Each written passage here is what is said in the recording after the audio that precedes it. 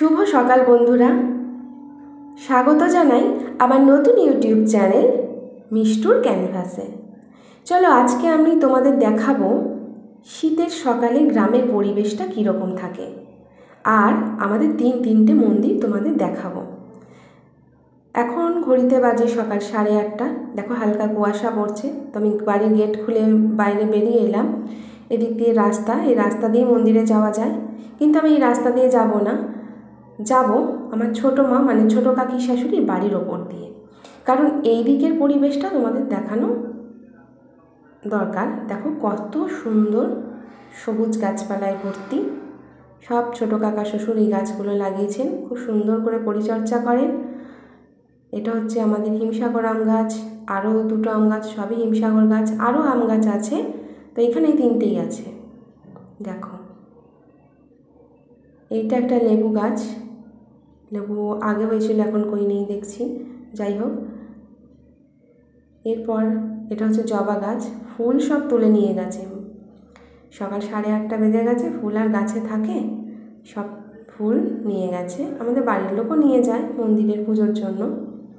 চলো এবার যাই বাবা বানেশ্বরের মন্দিরের দিকে। অনেক পুরনো একটা মন্দির। এইটা একটা স্থলপদ্ম গাছ, ফুল নেই গাছে, সব তোলা হয়ে গেছে। যাই হোক, এবার বাবা বানেশ্বরের মন্দিরের দিকে যাই। দেখো হালকা কুয়াশা পড়ছে, কালকে কিন্তু আরও বেশি কুয়াশা পড়েছিল, আজকে কুয়াশা অনেক কম।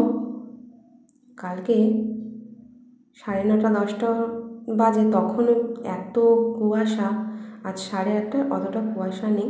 তো কুয়াশা নেই বলে ভিডিওটা একটু ভালো করা গেছে। যাই হোক, দেখি মন্দিরের পিছন দিকটা জঙ্গল। আমি মন্দিরের দরজাটা খুলে তোমাদের বানেশ্বরকে দর্শন করাই। চলো দেখো, ও লাল শালু জড়ানো আছে, যেহেতু ভীষণ ঠান্ডা পড়েছে তো শালু কাপড় জড়িয়ে রেখেছে। পুজো এখনও হয়নি, একটু বেলায় হবে। নিত্য পুজো এখানে হয়। চলো, বানেশ্বরের মন্দির দেখানো হয়ে গেছে, এবার আমি দেখাই মনসা মন্দিরটা। ওই যে রাস্তার ওপাশে মন্দিরটা দেখা যাচ্ছে, সবই আমাদের নিজস্ব মন্দির। দেখো শীতের সকালে পরিবেশটা কত সুন্দর, আমার কিন্তু ভীষণ ঠান্ডা লাগছে। এইটা হচ্ছে মনসা পুকুর, প্রতিষ্ঠা করা পুকুর, এখানে সমস্ত শুভ কাজ হয়। বলে দিলাম তোমাদের, এইটা মা মনসা মন্দির। চলো, মন্দিরের তালা দেওয়া নেই, খোলাই আছে, কেউ খুলে দিয়ে গেছে হয়তো। শাশুড়ি বলছে কোথায় যাচ্ছ? আমি বললাম মন্দিরগুলোর ভিডিও করতে যাচ্ছি। বলছে আচ্ছা।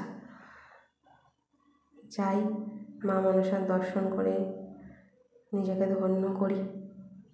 চলো, এখান থেকে দেখা যাচ্ছে মা মনসাকে। জয় মা। চলো গেটটা খুলে তোমাদের দেখাই।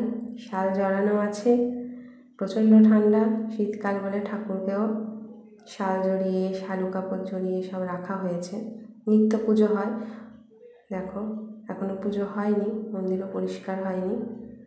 যাই হোক, মন্দিরের চারপাশটা তোমাদের দেখিয়ে দিই। অনেকটা জায়গা, এখানে যারা পুজো দিতে আসে তাদের বসার কোনো অসুবিধে হয় না। অনেক গ্রাম থেকে আসে, আমাদের গ্রাম, আশেপাশের গ্রাম, অনেক দূর দূর থেকে আসে। এটা কি গাছ ঠিক জানা নেই। যাই হোক, আমি মনসা মন্দির থেকে বেরিয়ে যাব মা বিশালাক্ষীর মন্দিরে। অনেক তুলসী চারা হয়েছে। আমাদের তুলসী গাছও শহরের দিকে কিনতে হয়, তো এখানে কিনতে হয় না, মোটামুটি সবই এখানে পাওয়া যায়। জবা ফুলের গাছ।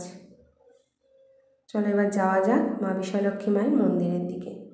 আচ্ছা, মন্দিরে যাওয়ার আগে বাঁদিকে দেখো দাদু দিদার সমাধি করে রাখা আছে। এটা হচ্ছে দাদু দিদার সমাধি। তার পাশে আছে ছোট একটা পার্ক, খুব সাজানো গুছানো একটা পার্ক। এই পার্কের যে জায়গাটা, সেইটা আমার দাদা শ্বশুর যিনি, তার বাবা ক্লাবকে দান করে দিয়ে গেছেন। আর দান করেছেন বলেই কত সুন্দর একটা ছোটোখাটো বাচ্চাদের খেলার জায়গা, বা বয়স্করাও যায়, আমরাও যাই, গিয়ে গল্প করি বসে। এত সুন্দর পার্ক। তো পার্কটা এখন বন্ধ আছে, পার্ক বিকেলে খোলে। তো পার্কের ভিতরের ভিডিওটা আমি পরে কোনো একদিন তোমাদের সাথে শেয়ার করে দেবো। আর তার জন্য তোমরা কিন্তু আমার চ্যানেলটা প্লিজ সাবস্ক্রাইব করে রেখো, যাতে খুব তাড়াতাড়ি নোটিফিকেশানগুলো তোমাদের কাছে পৌঁছে যায়। আর ভালো লাগলে একটা লাইক করে দিও, কমেন্ট করে দিও, শেয়ার করে দিও। দেখো তালা দেওয়া আছে, পার্ক বন্ধ, বিকেলে খুলবে। বাড়ি থেকে তো দেখে এলাম 8:30 বাজে, এখন কটা বাজে জানি না। যাই হোক, এই দেখো পার্কের পুরো গেটটা কত সুন্দর করে বানানো হয়েছে। এবার আমরা এখান থেকে চলে যাব মন্দিরের দিকে। আচ্ছা, ওই একটা লাইব্রেরি দেখা যাচ্ছে, এই লাইব্রেরি যে জায়গাটায় হয়েছে সেটাও আমাদের জায়গাতেই হয়েছে, কিন্তু সব দান করা হয়ে গেছে। মন্দিরের জায়গাগুলো নয়, এই ক্লাবটা আর পার্কটা শুধু। আচ্ছা, বিশালাক্ষী মায়ের মন্দির তোমরা আগেও অনেকে দেখেছো, আর যারা দেখোনি তো দেখে নাও।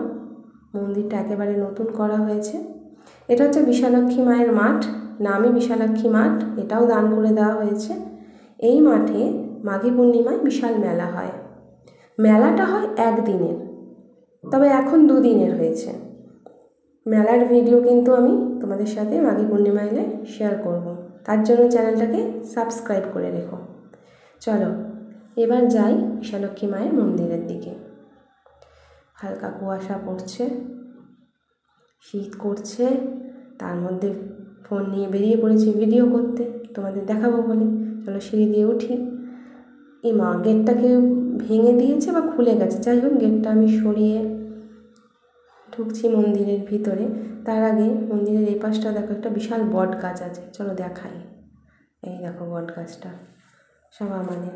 কিছুদিন আগে ধান কাটা হয়েছে, তাই জন্য কারোর খড়ের বোঝাই করা রয়েছে মনে হচ্ছে, আমাদের নয় এটা, আর জানি না। ধান কাটা হয়েছে, খড় বোঝাই করে রাখা হয়েছে।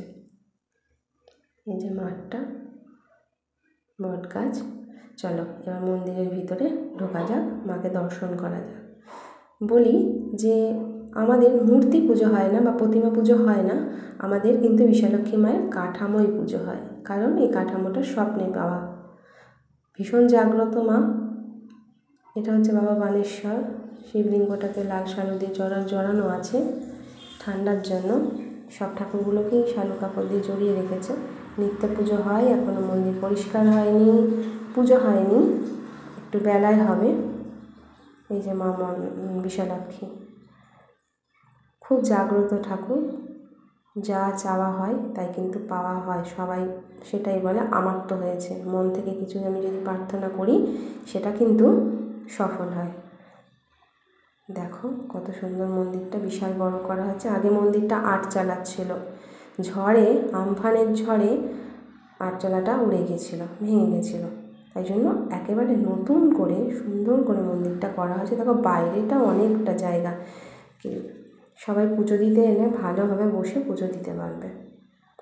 চলো আমার 3টে মন্দির দেখানো হয়ে গেছে, গ্রামের পরিবেশটা দেখানো হয়ে গেছে। এবার আমি বাড়ি যাই, বাড়িতে প্রচুর কাজ পড়ে আছে। মা বলবে কোথায় গেল মেয়েটা। চলো যাই। মাঝে মাঝেই আমাকে এখানে আসতে হয়, যেহেতু শ্বশুর বাড়ি, নিজের বাড়ি, তো মাঝে মধ্যেই আসতে হয়। কিন্তু আমার সকালের দিকে খুব একটা এরকম বেরোনো হয় না, তাও আবার ভিডিও করার জন্য একদমই হয় না। বিকেলে হয়তো বের হই। এই মাঠে সবাই গরমকালে বসে, হাওয়াটা ভালো আসে, ঠান্ডা বলে কেউ আসেনি। যাই হোক, কারোর বাইক খারাপ হয়েছে মনে হচ্ছে, ঠিক করছে কি জানি না। আমি পাশ দিয়ে চলে যাই। দেখো চারিদিকে সবুজ আর সবুজ, ভীষণ ভালো লাগে। এই সবুজের মাঝে এসে আমার এত ভালো লাগে, মাঝে মাঝেই আসি, যত মন খারাপ কষ্ট সব কিছু দূর হয়ে যায়, কিছু মনেই হয় না, যেন মনটা শান্ত হয়ে যায়। খুব সুন্দর একটা পরিবেশ। যাচ্ছি বাড়ির দিকে। আমি আর এই বাড়ির ওপর দিয়ে যাব না, আমি এবার রাস্তা দিয়ে যাব, তাহলে রাস্তার দিকটাও তোমরা দেখতে পারবে। চলো আমরা রাস্তা দিয়ে যাই। কিছুদিন আগেই ধান কাটা হয়েছে, ধান চাষ হয়েছিল, ধান চাষের ভিডিও আমি ফেসবুকে শেয়ার করেছিলাম, যারা দেখেছো তারা জানবে। যাই হোক, এখন আলু চাষ হচ্ছে, আলু বসানো হয়েছে।